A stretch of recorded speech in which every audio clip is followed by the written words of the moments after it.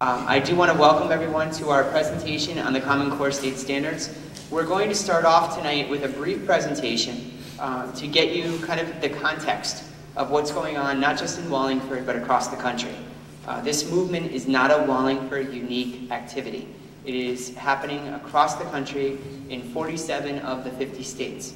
So the fact is, we felt it was very important that we share with you some of the information, just set the context for you tonight, and then give you an opportunity to work at different stations to experience some of the actual learning opportunities that your students will have as the Common Core is implemented. There is no assessment, so you don't have to worry. We're not going to rank you. We're not going to give you any SPI rating, which you'll understand what that is in a little bit, but we want to at least have an experience with that. Before I get started, I do want to recognize some of our visitors tonight, our volunteers, our staff members. First and foremost, my Assistant Superintendent of Curriculum Instruction, Ellen Cohn, who is here tonight. Ellen is really the person who's behind curriculum instruction in the district. We work together collaboratively, but Ellen has really poured her heart and soul into making certain that our staff is prepared to do what's best for your children as we move forward. I'm going to also introduce additional staff members. We have our principals here tonight. We have some principals. We have Nick Brophy from Stevens Elementary School. We have Rick Bizonia, who is from Pond Hill Elementary School. We have Rob Arcero from Moses Y Beach. And we have Rich Napoli from Parker Farms. So we're very fortunate to have our administrators. They're very supportive of our staff. And really that's part of this whole discussion too, is our staff is going through a tremendous amount of change. Not just in Wallingford again, but across the nation. So we really do express our support for them in helping your children. I'm going to turn it over to Ellen, and we'll introduce the remainder of our staff that's here tonight to help out later in the presentation. Thank you. Good evening, everybody. How are you? Before we get going, if anyone would like to listen to our presentation in Spanish this evening, we're actually really pleased. One of our bilingual teachers, Sue Rhodes, will be translating. So if you'll just raise your hand, we actually have headsets like they use at the UN. And it's a way to really be inclusive of parents. First of all, good evening and welcome. The Common Core State Standards, would you raise your hand if you've heard that term? You know, the scuttlebutt at the soccer field or in the grocery store about that. I'm glad to hear a lot of folks have heard about it. We have had standards for a very long time in education. The Common Core is sort of the next generation, and we'll unpack that for you this evening. If you're like me at a certain point, especially after 6 o'clock at night, I have a short window of attention, and so we're not going to talk a lot. We're going to turn it over and get you involved in some of the activities.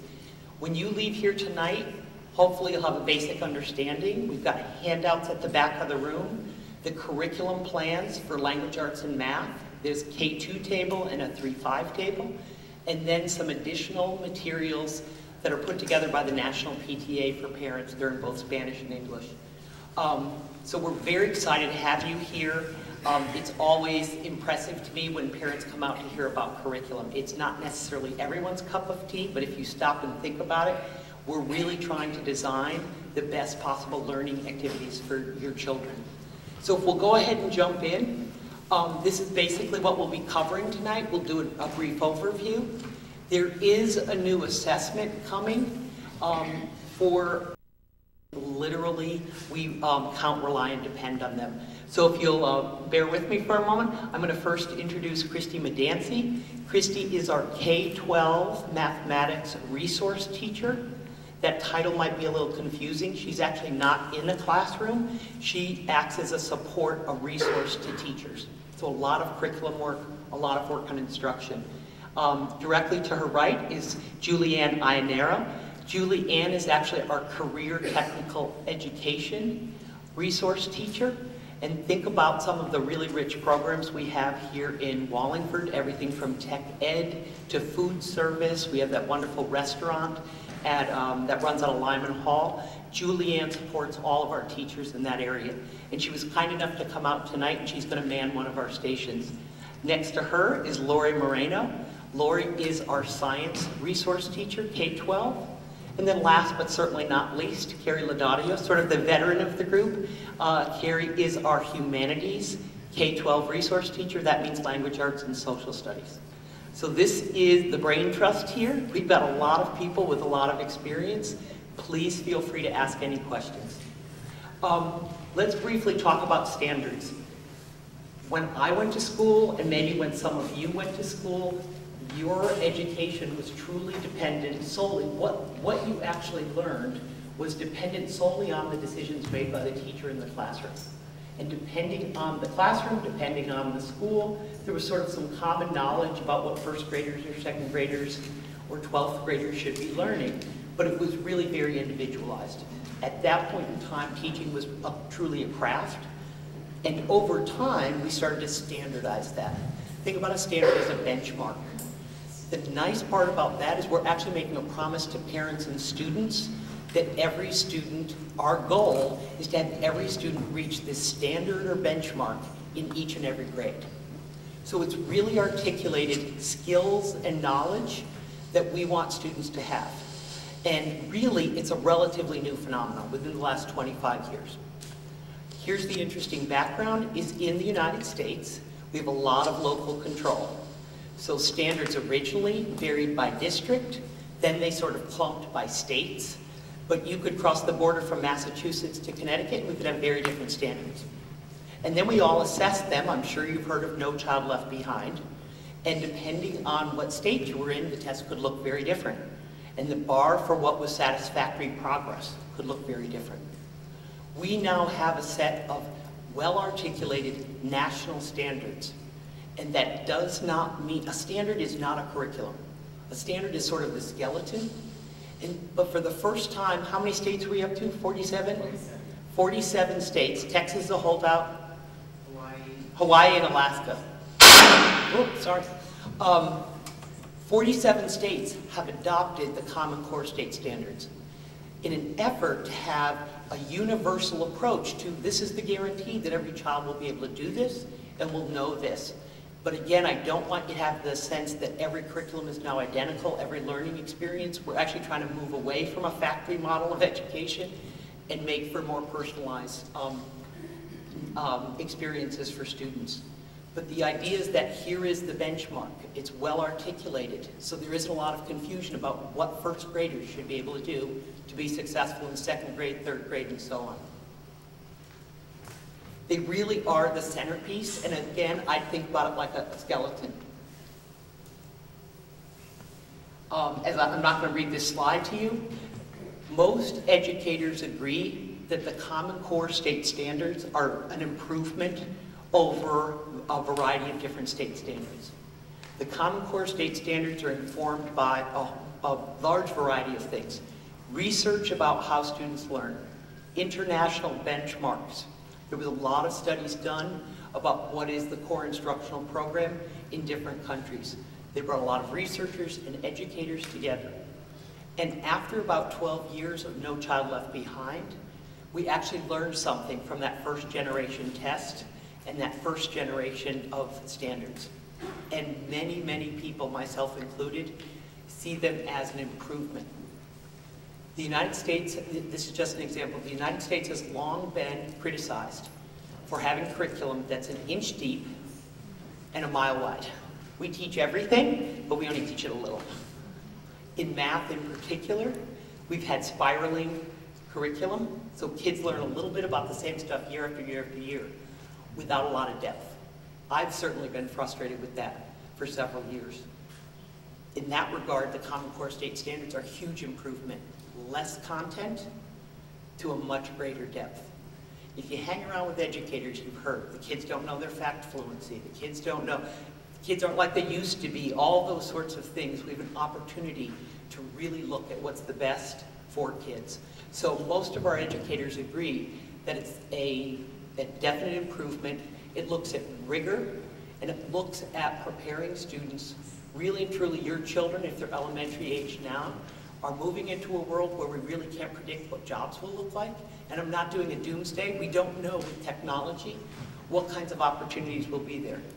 What we do know is that 21st century workers and college students need high levels of creativity, high levels of problem solving. They need to be collaborative. There's a lot of skills above and beyond. When I went to school, the reading, writing, arithmetic, that was sort of enough at one point. So the standards are really set to build the stage from a very young age all the way up to be college and career ready. One of the things colleges have told us in the last few years is that many students leaving high school have to actually take remedial writing or reading classes when they get to college. That's a problem because now there's a disconnect between what we're doing K-12 and what kids need for the future. Our businesses are saying our kids need more creativity and problem-solving skills. They need a lot of the soft skills. So we have an opportunity to really improve upon what we've used for years. Again, I don't want to read these all to you. The standards build upon each other in language arts and math year after year. Would you raise your hand just so I can get a sense of our audience? How many parents of K-2 students are in the room? All right, are there any 3-5s out here tonight? All right, excellent. We really have a very big focus on the fundamentals in kindergarten and first grade because some history has taught us that you have to explicitly teach things to students. Some students pick it up the first time. I think about it like pitching in a baseball game. Some kids catch the pitch on the first one. I have 2 daughters. One got it in terms of reading, first time it was pitched. My other daughter needed lots of time practicing. And so kids come wired different for reading, and the Common Core incorporates that. Explicit skills for kids that need to know how to sound out a word. We have a sound-based language. And the variability to also give high levels of challenge for kids. Another huge change is some of the details that you'll find in terms of what writing looks like in the area of language arts. At this point, I'm going to turn it over to Carrie Laudadio, who is our humanities coordinator, and she'll talk a little bit more about that. Good evening. My name is Carrie, and I'm going to just highlight for you some of the big shifts that you can expect to see your students learning with the Common Core State Standards in English and Language Arts. One of the things that makes the Common Core very unique is that the skills that your students will be learning in literacy start right in kindergarten, including all different types of writing and reading skills and research. And each standard has a corresponding standard that will build up through the grade levels, up all the way up through grades 11 and 12. So what's nice about them is that there's a progression of learning that starts in the very young primary grades that will continue up and build up and continue that learning all the way up through high school. Another shift that we'll see with Common Core is an increase in the level of text complexity that your students will be asked to read in their classes, both informational and literary text. There's going to be a common academic vocabulary that they'll be introduced to. And what we mean by academic vocabulary are terms that will transcend not only from English language arts, but into all their other subject areas as well. And so that they're building this common language, starting again in the young grades and continuing up through the upper grades. You'll see an increase in the amount of informational and nonfiction text that they'll be exposed to. There'll be quite a bit of comparing of literary and informational text on similar topics, and they'll be asked to analyze and compare and contrast the two. There is an emphasis on text evidence. So if they're doing some argument writing or research, there's a big emphasis in the standards to cite evidence directly from the text source. And then finally, there is a shift in the increased amount of conducting, reporting, and publishing of research. So you should see an increase in research type of projects, and again, through that vehicle, the informational and nonfiction text, and also some literary text built into there. And I'm going to turn it over to Christy.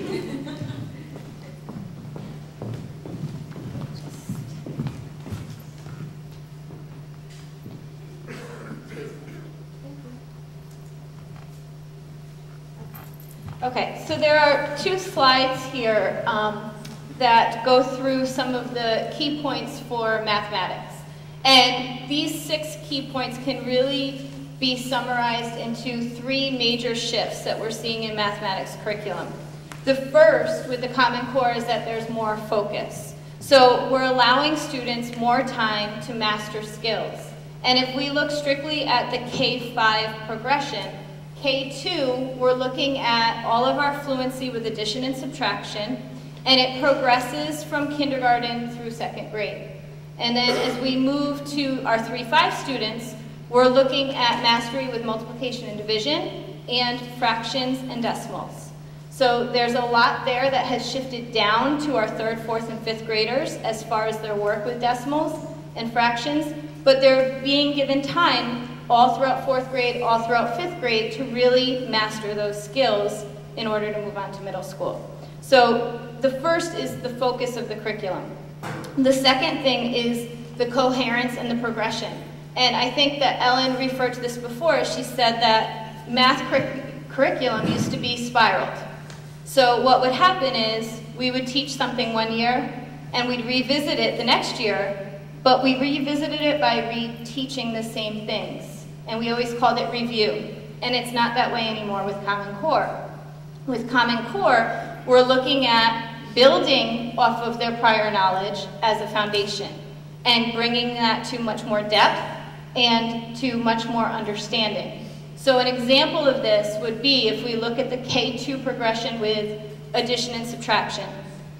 They'll begin that as a kindergartner, so our Wallingford kindergartners will begin when they get back from their holiday break. They'll start with their addition and subtraction within 5. Then they'll move into addition and subtraction within 10. Now, when that kindergartner goes to 1st grade next year, we will look at fluency of addition and subtraction within 10, and they'll start to explore addition and subtraction within 20, and then within 100. And then a 2nd grader will build on that to have fluency within 100, and then explore within 1,000. So as you see, it's a progression all the way through from kindergarten through 2nd grade. The third major shift is what we call rigor. And rigor is not just more work, but it's using all of our skills and applying those skills. And application of those skills is going to be seen through our performance tasks. And that's how we are assessing our students at the end of every unit. And we're not just asking them if they can add, but we're asking them if they can look at a problem, figure out what they need to do through that problem, strategize through that problem, and show us the different strategies that they use to add or subtract to solve it. Oh, that's both slides on math, sorry. Okay, and so Wallingford has come up with a 3-year transition plan in both language arts and math, and so I think I'm going to go back to Carrie. She's going to go through that 3-year transition plan for you for language arts, and then I'll take it back for math. In English language arts in Wallingford, we have worked on aligning our curriculum in K-5 over the last year and a half. Your students are currently engaged in learning in Common Core aligned units, and then from there we're going to be starting our alignment in the middle school later this winter and continuing up into high school after that. So that's one piece of it. And the other piece that we've have the opportunity to take part in Wallingford is we're part of a very exciting curriculum consortium at ACES, which is our local educational organization. And there's actually over 20 districts in the area that have taken part in collaborating and writing units and developing performance assessments for Common Core alignment. So we are taking full participation in that, and so a lot of the units that the students are are going to be learning in are also a result of the ACES Curriculum Consortium. And back over to Christy. Okay, so for building our 3-year transition plan in math, a lot of our work was done last year with Lori Moreno, Ellen, and I was involved in some of those conversations as well, and we built a 3-year plan to implement all of our new math units. In this plan, we took into account what the state of Connecticut offered as their transition plan, what the state of Connecticut thought we should introduce this year and next year and the following year. But we also took into account what our current curriculum was last year.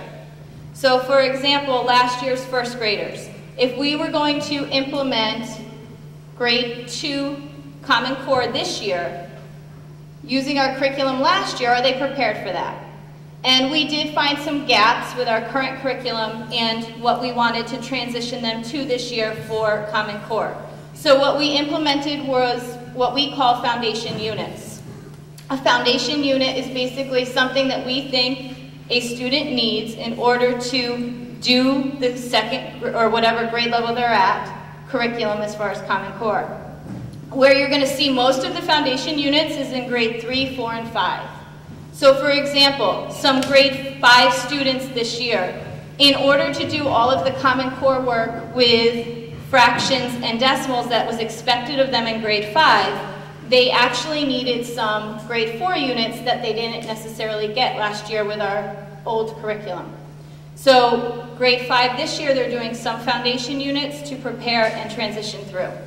We have these documents, and I don't know if you can see, but on the diagonal, they're kind of color-coded going down.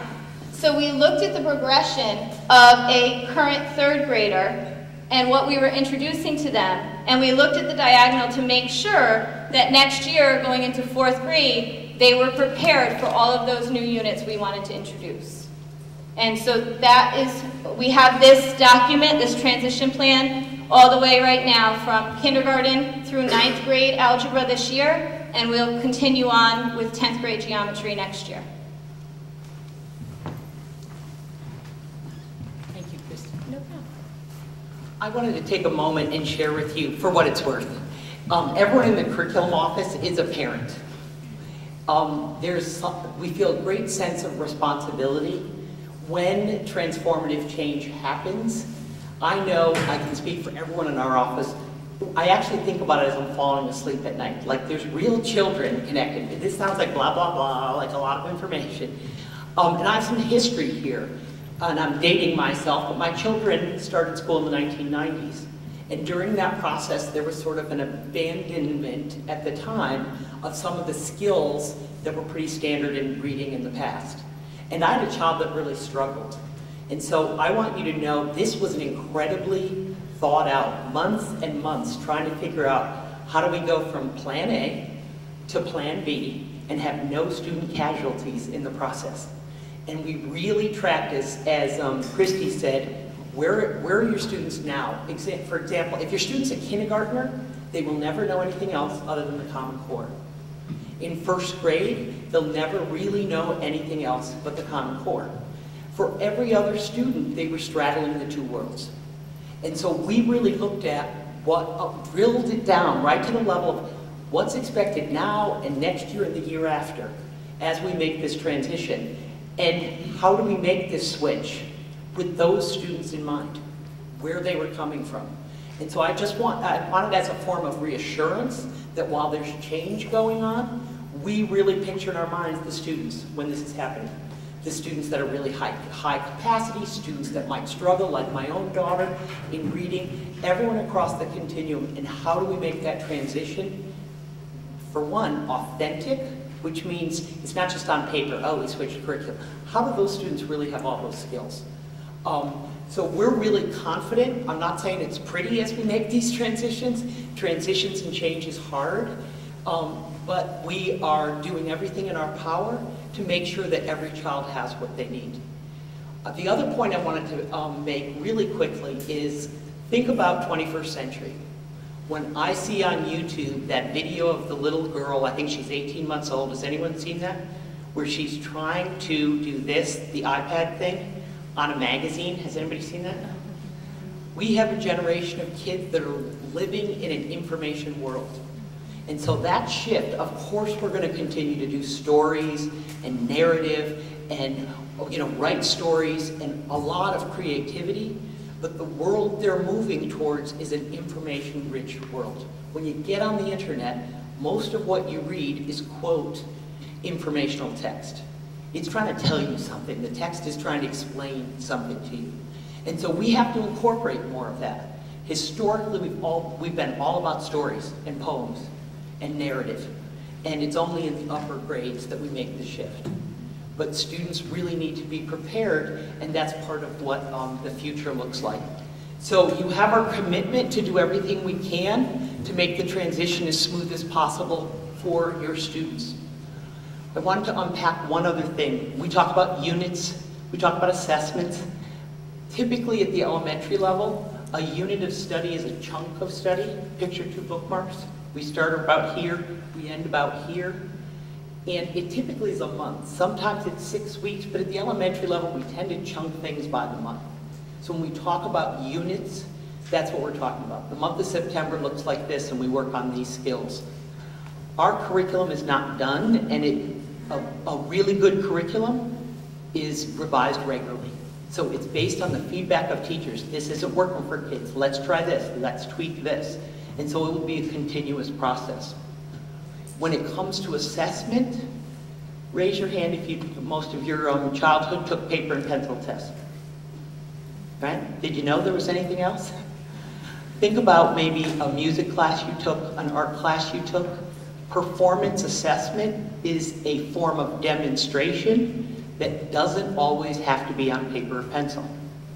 So you can demonstrate through oral language, through any kind of demonstration. Performance assessment asks kids to apply their skills to a situation they haven't seen before. I was the kind of student that would study for the test. I did well, but if you ask me 48 hours later, whether I remember the content of that test, maybe, maybe not. We're going for a much deeper level here. So different types of tests and longer lasting learning is what we're after. The PTA has done an amazing job with Common Core, and I urge you to visit that website and take a look at, and I'll put it up there in a moment. We also have handouts for you, but they're really out in front of this trying to advocate for parents and get the word out about what you need to know about the standards. Here are some tips. We'll actually put this PowerPoint up on the website so that you can look at some of these websites. But if your big takeaway is you can go to the state of Connecticut, you can go to the PTA, and the Common Core State Standards, here's the acronym, CCSS. You know, we love our IEP and PPT and EIP, and in education we love our little acronyms. CCSS, if you just Google that, it will take you to the national website. And our own state of Connecticut website has information for you as well. So I urge you to check those out. I'll talk very briefly about the Smarter Balanced Assessment. Here's another acronym for you, SBAC. We all know CMT, the new one is SBAC. The Smarter Balanced Assessment Consortium, that's a mouthful, is one of, Sal, do you know how many states are in it? At present time, I think Island 47 is more than half. But it's more than half. It's 50-50 with Park, which is the other. Right, and then there's another test called Performance Assessment for College and Career Readiness. So there's two main tests, and it's a consortium of states that all came together. Why a new test? Here's something we learned from the CMT. When you have a test that's high stakes, and by high stakes we mean it has a high degree of consequence if you perform well or you don't. Now in Connecticut, students aren't held back from being promoted to the next grade. States like Florida, that is the case. You can't go forward if you don't pass the state test. Those are considered high stakes tests. High stakes tests tend to get adults meaning teachers and parents, to overly focus on what's on the test. A curriculum is bigger than any test we could ever give children. There's no way and not enough time in the world to test everything a child learns. So some very smart people who make up these tests select specific things. Well, if your results get published, if your child gets retained, which again is not the case in Connecticut, you could see why people start to narrow the curriculum and leave a lot of stuff off while they focus on these little bits. We learned that. That's one of the takeaways from the past generation of test. Smarter Balance is also a computer-based test. So it's adaptive, and that's just a fancy way of saying the test will respond to your child's response. So if your child doesn't understand the question, it will actually back up and give your child a lower level question. So it's got some artificial intelligence to it. The grades will still be 3 through 8, and the high school test is moved to grade 11. Here's another thing. We used to do our test, as I'm sure you're aware, in March. The month of March was testing month. And it was, for all intents and purposes, you were tested on one day. If you didn't feel well that day, if you didn't sleep well the night before, the math test was 1 day a year. The testing window is now 12 weeks, we're told, at the end of the year. It's computer-based, which means students would go through a computer lab to take the assessment. We're told, and I haven't heard otherwise, that there's opportunities for retaking the test. Now think about that. What it's saying is, because there will be so many items, you'll be able to take another version of the test. That's not high-stakes testing. Try again. Because the goal is on you being able to demonstrate mastery. The goal isn't how were you doing on March 11, 2013, when the test came up. We're going to be piloting the test in Connecticut. It's literally being created as we speak. It's being piloted in the spring of 14, and the first implementation will happen on the following year. So again, that's what we know. There's been some items that are released from the Smarter Balance Consortium, but we're sort of building the plane while we're flying it. We're not. Like I said, it's a multi-state initiative.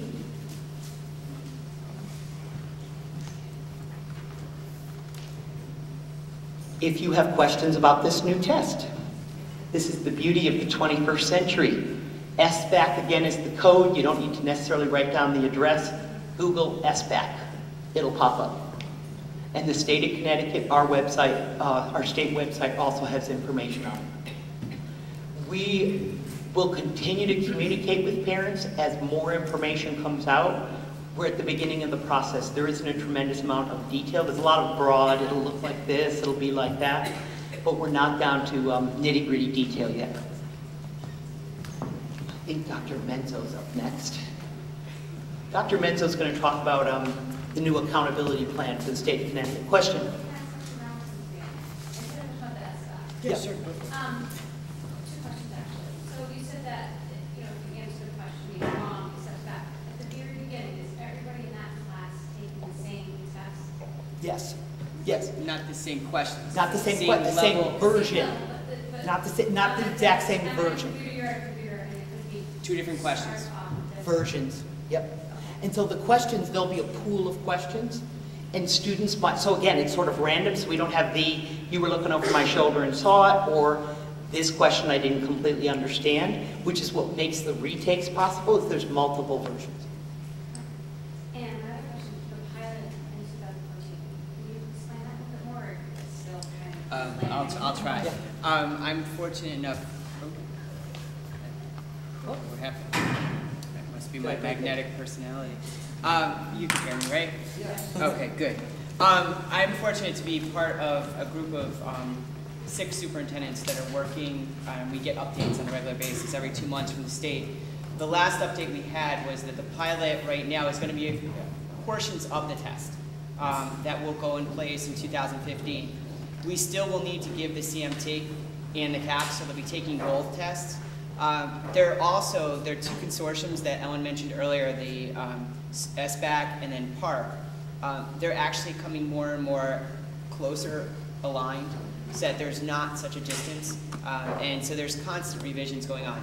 Connecticut is fortunate because we're actually part of both consortiums. We're a governing body member of SBAC, but we're a sitting member of PARC. And they did that intentionally so they could understand the two pieces, so they can understand the two tests. So right now it doesn't look like necessarily a full test, but again, it's subject to change. The entire district. The entire district, the entire state. Yeah, no, the entire state will do it because they're doing it for a couple reasons. Remember, it's not just about the test, but it's also now this is computerized, so we have to make sure everybody can get online. We got to make sure that there's capacity in school districts. That's why our budget last year was so focused on, and will be focused again this year, on increasing wireless access in our schools. It's going to be focusing again on increasing the refresh cycle of our computers and putting out more actual hardware to the students. So we've been doing that purposefully over the last few years, which is great because now I think we're at a point where capacity-wise, because not every student needs to take it in 3rd grade the same day because the test is different versions, we could do this in Wallingford. And you'll kind of log on to the website? Yes. Test, or say it's No, it'll be logged onto a website, a secure website. Presently, we do some online testing for some of our students with special needs. So we have, Connecticut has had some experience in this area. This is just a totally different level because every student in the state will be taking it this way. And also, if a student does better than his or her grade, the questions are going to get more and more difficult. So the thing is that what happens with the CMT, and this ties into SPI, is on the CMT, you get a report. And it'll say that your child is either below basic, basic, proficient, goal, or advanced. The challenge is that, what does that mean? What does it mean if your child's advanced? Does that mean that they're on grade level or above grade level? Most people in this room probably would assume that if my child's advanced, that it's above the grade level they're in. In reality, that's not the truth. The Connecticut Mastery Test was a proficiency assessment. Even though the name had mastery in it, which is kind of, you'd think, oh, mastery must mean that they master something. It was proficiency. It was a low standard.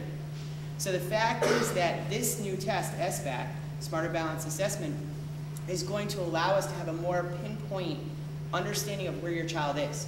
So it's going to have a certain level of skills that they need to show and demonstrate knowledge, but it's not going to necessarily top out at just saying they're advanced. The teacher is going to be given more data to be able to analyze how do you extend a student, how do you remediate a student, how do you keep them moving forward.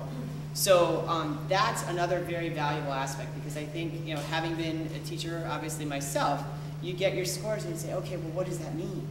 And the state did put out this other document called vertical scale scores, which they tried to show you the growth within a band. But again, it was very challenging to try to explain. So the only challenge here is that we haven't seen the actual reports we're going to get from this test because the fact is the test hasn't been given. So that'll be another opportunity for us to have a night like this to share with you how to read your scores, your child's scores, because we're going to probably need it too. So we'll be working together on that. But what the state did to transition over to SPI, which is School Performance Index, is that the state of Connecticut filed a waiver. Many of you might have heard about this, the No Child Left Behind waiver. The waiver was filed last February. It was approved in May. And basically what that does is it takes the onus of the past AYP, Adequate Yearly Progress, indicators and sanctions away, and it's now looking at, rather than the mastery test of the whole idea of proficiency, it's moving it up to goal. It's raising the standard, and it's also looking at a growth model.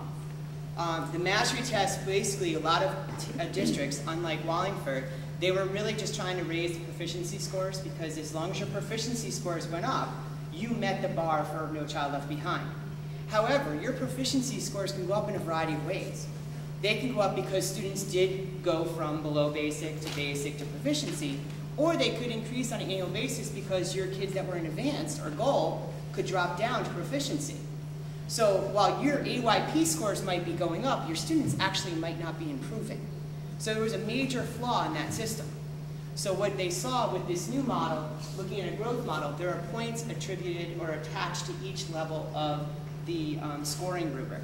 So for below basic, there's 0 points attached. For basic, 0.33, then 0.67 for proficiency, and 1.0 for goal and advanced. The state did not want this model, but the federal government made them use this model. The state actually wanted it to be 0.25, 0.5, and 0.75, and 1.0 for advanced. 0.75 for goal, and 1.0 for advanced, and the federal government said that that was too high of a standard. So the state had to come back to this model and do the 0.33, 0.67, and 1.0. The challenge, the piece about this that's important is you notice that you get quality points. It's almost like a GPA if you're in high school. If you have a child in high school or as your children get to high school, you look at quality points. So you're getting more points as you move the students forward in their progression through the bands of success and achievement. So it's a very different indicator, very, very important difference in the system and the model. So we have, and again, we're acronym happy. We have DPI, District Performance Index, School Performance Index, which is going to be each individual school. There's a target that they all have to have. It's an 88-point index target, not percentage. So 88 is the index target that each school has to reach. That 88 is a composite of all students tested at a grade level in all the areas they've been tested. So in third grade, students are tested in the areas of reading, writing, and math, okay? Every student gets 3 scores. They add up those scores based on that 0.33, 0.67, 1.0 for every child, and they divide by the number of students in that grade level, and that gets the SPI for that grade level. Or, as we're coining it in our district, some people have said GPI, because it's grade point performance index. Then what you do is you take each grade level, and that gives you the school performance index. For 5th grade and 8th grade, where science is assessed, science is now included. Science was never included in AYP. So now students in 5th grade are going to have 4 scores, and those are going to be added, divided by 4 per student, to then be added for the grade level to be combined in the school. The other piece of this is that there's graduation requirements. There's a 4-year cohort requirement, and there's an extended graduation requirement. 94% for the 4-year and 96% for extended. The point that I also want to make in this presentation is the fact that this is really looking at the single most challenging aspect of Connecticut. And many of you know this with our assessments, it's the achievement gap. And if you think back to the previous slide where you have the growth model of the 0.33, 6.67, 1.0, it's trying to push and close that achievement gap. But it's also causing us to have to make certain that we're looking at our lower performing subgroups, much more specifically. Right now, previously under No Child Left Behind, a school, in order to have a subgroup, you had to have 40 students in that group. So you had to have 40 special ed students, or 40 Hispanic students, or 40 ELL students, or 40 free reduced lunch students. The new model brings it down to 20. I came from a prior district where we didn't have subgroups because we didn't have enough kids. So we were great. We weren't on any list. But now they potentially could be because their subgroups are smaller. So again, it's trying to get at that achievement gap because, to be honest, some of your higher performing districts, they could have a large achievement gap because the fact is that the subgroups weren't large enough to identify. All district schools need to be halfway to 88 index points by 2018. I'm proud to say that our schools across the district, 3 through 5 schools, and the middle schools and high schools, are well on their road to getting to 88.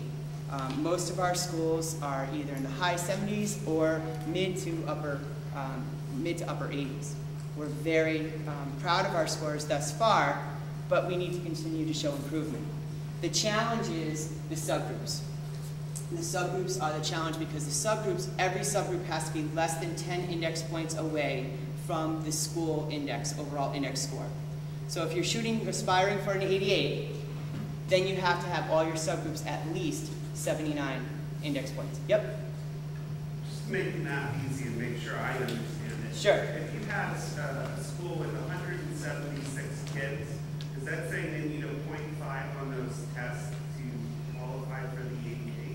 No. Okay. No. It's not calculated that easily. Okay. Numbers, I was going to say, you're basically lowering the standards the more kids you have. No, it's not the case at all. Because you would basically, every student has again, another acronym, an IPI, Individual Performance Index. So you're calculating, you're not lowering the individual scores for anybody. They're getting still calculated on the same performance. You're adding them up and then dividing by the numbers. So you're not decreasing. But I understand how you could go in that direction. So the challenge is, I do think, and you bring up a good point that I've been sharing with our principals, is that I think the index score is going to go up. I think it's inevitable after the first 3 years of the Smarter Balance, they're going to raise that to 90, 92 index points. I think that they don't know right now because they don't have data to base it on. So I think you do bring up a very valid point. The other thing that I think that's going to happen, because again, being privy to a lot of the conversations, which is a good thing for our district, is I think that the high school graduation conversation is not going to be just solely a high school issue, because right now that's an indicator for just the high school. I think it's going to become more of a district initiative because students just don't decide to drop out when they get to high school. Data shows that it happens prior to high school, that some kids are making that decision. So we can't just hang that particular data point on the high school teachers and high schools themselves. So in 2012-13, schools' targets are based on a 3-year average because, again, they didn't have data to go back, so they took our CMT scores for the last 3 years, came up with an average, and that's where we based our target scores on. The good news is our scores the past 2 years have gone up in Wallingford, so our target was higher, and in some instances, our 3-year average, our index score, is higher than our target because of the fact that we have actually done so well the last 3 years. So a lot of our schools have very little growth to make, not that we don't want to make more, but it's not a tremendous large step that many districts have to in the state. And then the last thing here is that districts will be classified over the summer once we get the test scores back. They say July 1st, but we know in the real world of testing, we won't get them back probably until July 14th, July 15th. We usually get test scores back. But schools will be classified, and there are schools that have already been classified in terms of your alliance districts, your lower performing school districts, and schools in the state. But the level of classification we'd be looking at would be transitional, progressing, or excelling. To be a transitional school district, you have to have greater than a 68 index score, but your subgroups are still greater gap than that 10 index point. Transitioning, you're closing the gap, so it's a little bit, smaller gap between those subgroups and your overall score. And excelling means that you have no subgroups less than 10 points away. And also it has a variety of other characteristics in terms of the number of students in advanced. So it's a very progressive approach. Oh, and I think that's it. Excellent. I wanted to jump in, and then really we've talked too long. When Sal speaks about subgroups, I think education for a long time, we batched kids by age, right? And we brought them through the system. And we had expectations that everyone would do this. Anyone that looks around, America's becoming a more and more diverse country all the time. And we really have to step up and continue to step up to meet needs of groups of students. If a student, it's really clear, the research shows, a student that comes from a background that has poverty, a lot of transition, that sort of thing, it has an impact on learning. If you don't speak the language, or you've only been in the country for 3 years, you're actually dealing with a cognitive challenge that's greater than your peers. We have to really continue to meet in a very targeted way the needs of ELL students, students that may not have the financial supports because of the impact, and the diverse group of special education students we have. A big part of that is having high expectations. We'll figure it out. We won't give up. We will get you there because we have to get everyone ready for the future.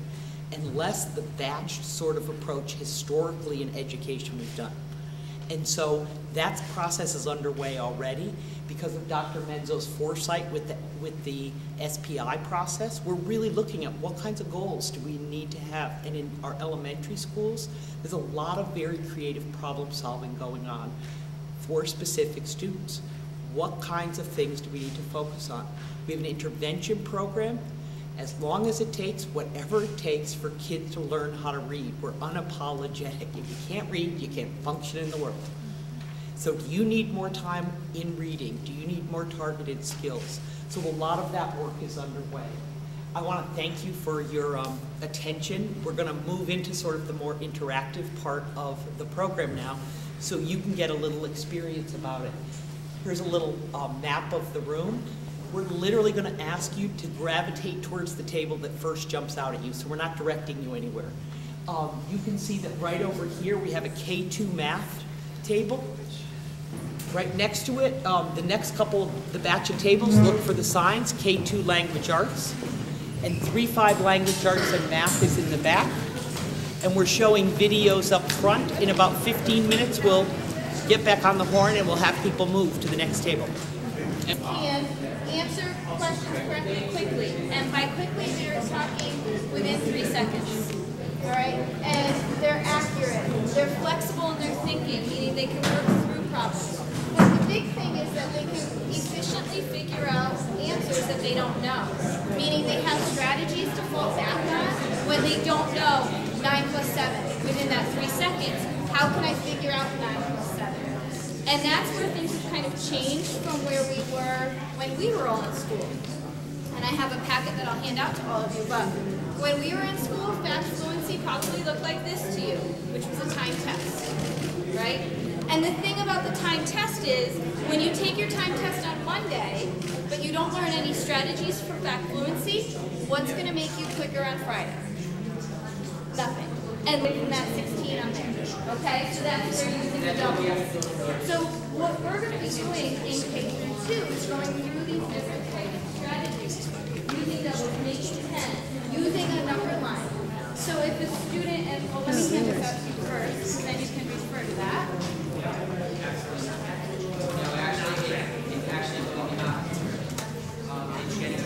Okay, so the front page is kind of the old way of doing things. Time test fact fluency. The second page, if you turn over on the back side there, is a making 10 strategy.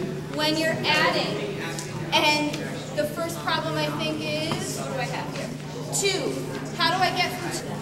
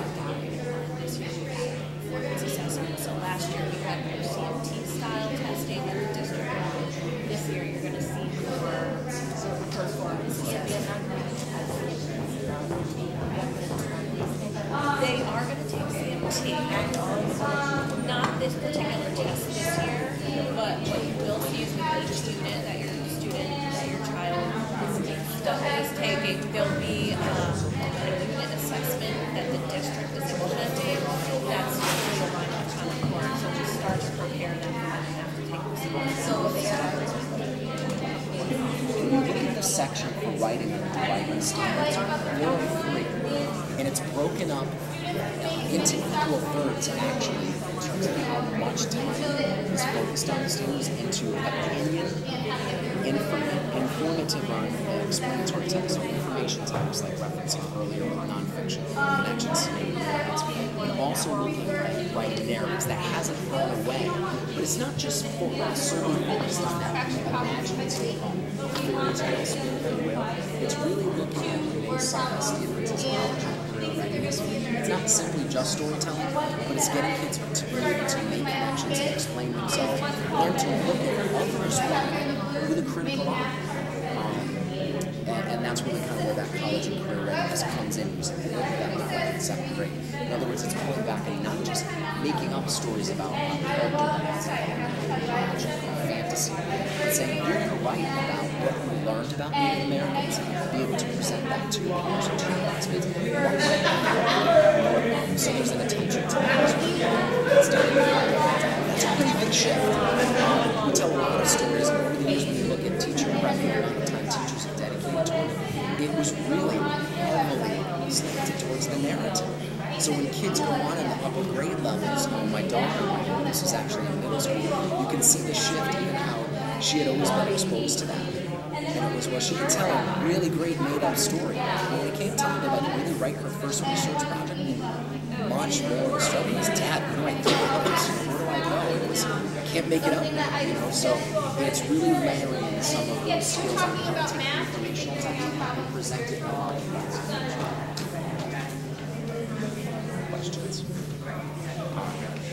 The activity is actually designed to kind of go through and take a look at some of the stories and go through the web and do it. I mean, my expectation would be that everybody would do it to the nth degree, which is why they give a little flexible time for some Q&A. So even if you want to go through some of the standards or ask any questions about what those might look like, they're ready to answer. I have a question about the typical literacy block. So either first grade or second grade. Our son's in kindergarten. We understand, you know, it is a half day. Sure. A little bit less. But what might an educator myself, so I know it's typically 90-minute block usually. What might you do with the child? So this would be one component. It might take up a whole component. It would, but again, when you look at this in its entirety, that's a really good point. Like I said at the beginning, it could be very overwhelming at first blush. Recognize first and foremost, this does not take place in the literacy block. As you know, it's a lot. So this is layered because it's a grade level curriculum for the year. These are standards or expectations of mastery for the year. So they're woven throughout that 90 to actually 120-minute, 2-hour literacy program. In many cases, I can't say with great confidence, but we did start with a 90-minute minimum, and in many cases it's growing now to that 120 minutes, depending on whether writing is included. So what is a typical LA block? Oftentimes it starts with sheer reading. Teachers are focusing on describing specific skills that are layered. There's a lot of collaborative work. Use of literacy stations, so another way to tend to the amount of curriculum skills that are included throughout this is to have literacy stations, places for kids to review. Because oftentimes when we say, like Mrs. Cohen shared, that it's teaching to a standard and not just moving on right away, they want to do it to a depth of mastery. So literacy stations are one way to make sure that the concept of kids still need a little more, a little longer. It doesn't necessarily leave all the way. You know, once we get it in a whole group lesson and we found that kids have experiences to collaborate and work. Writing is embedded in a time period. It could happen any time from 2 to 3 times per week formally or worked into a literacy station. And as you might imagine, they look a little different. The attention to writing, grammar, spelling, traditional reading all layered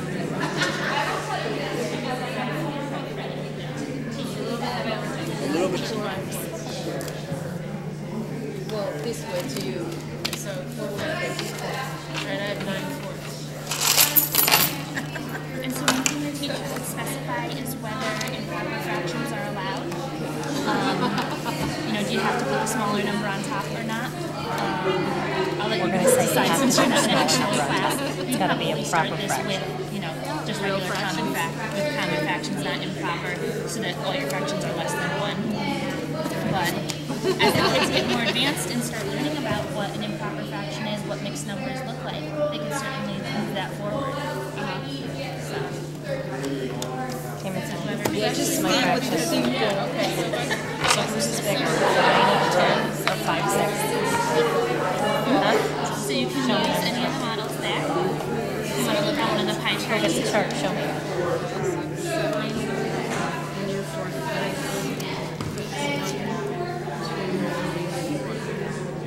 You might want to use the edge of the paper to kind of run it down if it's hard to tell. I guess you're bigger. Yeah, slightly bigger. Good job. So she wins all the cards from that round. Okay, so if you were to take a straight edge or a ruler, which is bigger? I should go to my fractions while you copy the first one. Just gonna say that. I don't know why. That's division fraction. Right, yeah, right. I just know that that's what you need to do. I don't know why it works. And I never had learned that either. 9 times science or capitals in science. And so when I was working actually in math, I was learning that myself. And you know how that works, and you know actually modeling it with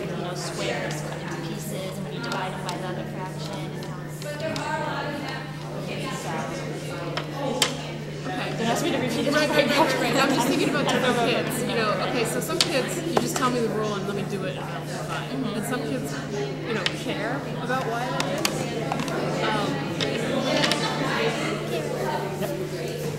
I'm trying, does it matter? I mean, whether kids... We want them to know why the rule works.